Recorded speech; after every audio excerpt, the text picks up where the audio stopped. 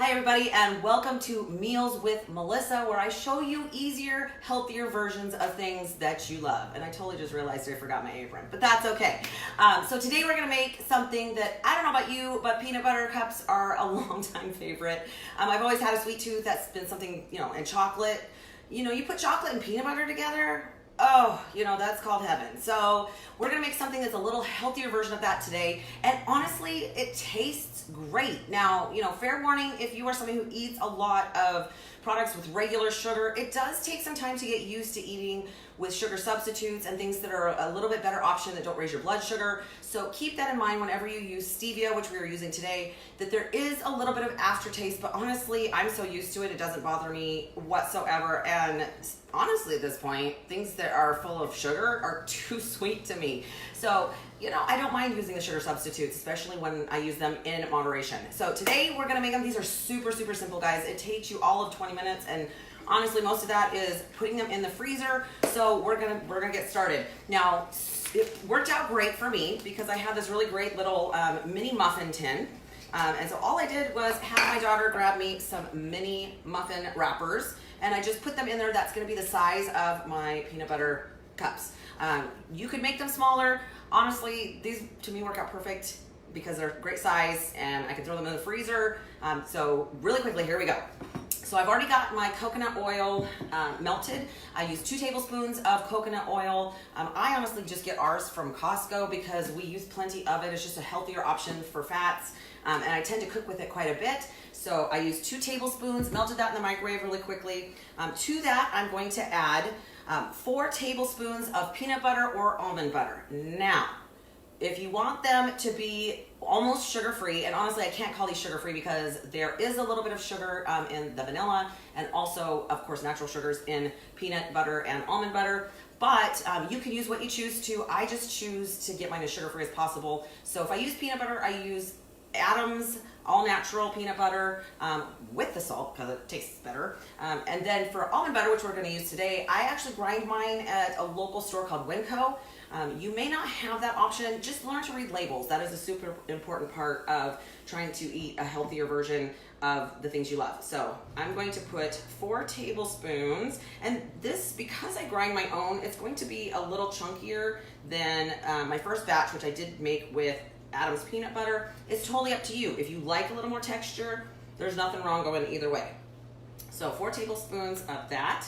Then I'm also going to add to that some unsweetened cocoa powder. Now, I've gotten kind of picky on my cocoa powder because when I do get to eat chocolate, and that's not very often at this point, I want the best option I possibly can. I don't want cheap treats.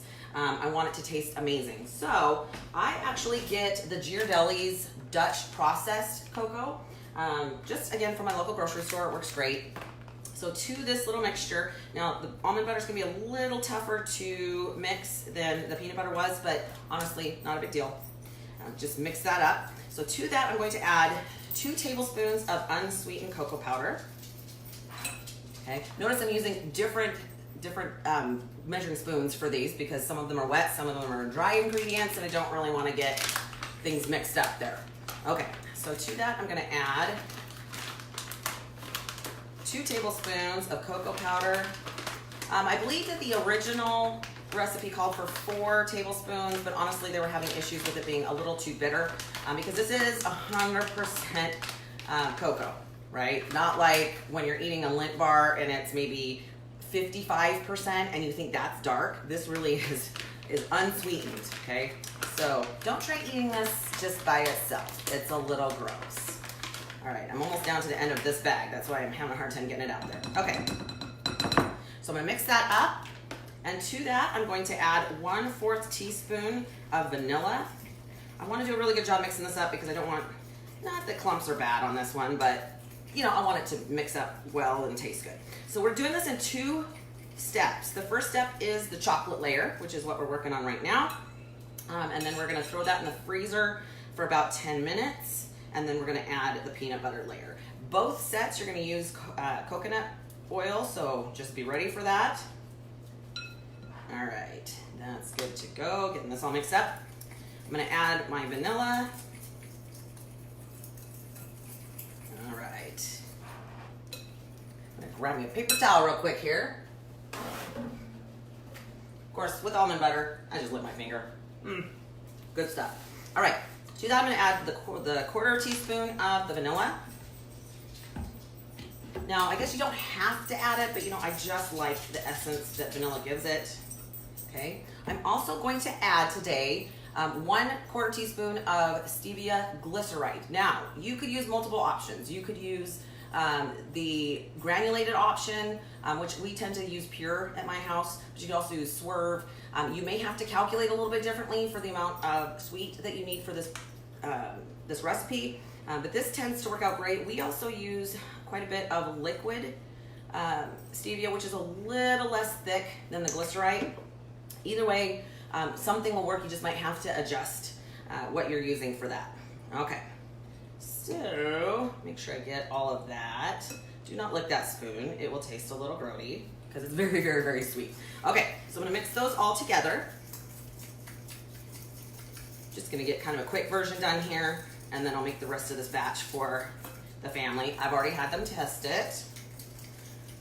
All right, so now, the recipe itself calls to fill the cupcake liners about half full, but I've actually had a request from my family to make them a little bit thinner today, so I'm going to do that. I'm gonna grab myself a spoon, and I'm just going to scoop them into the little liners there, and I'll show you what they'll look like when they're done in just a second here. Now, like I said, this one's gonna be a little more chunkier than the last set that I made because it is using almond butter, which has been kind of more coarsely ground. All right, there we go. Now, I don't promise that it's not gonna be messy when I do this, but they still taste good, so who cares? Might get a little bit all over the pan. All right, so I'm gonna finish filling those, not on camera, but I am gonna finish filling those, and I'm gonna leave those in the freezer for about 10 minutes. When they come back out, they're gonna look like this.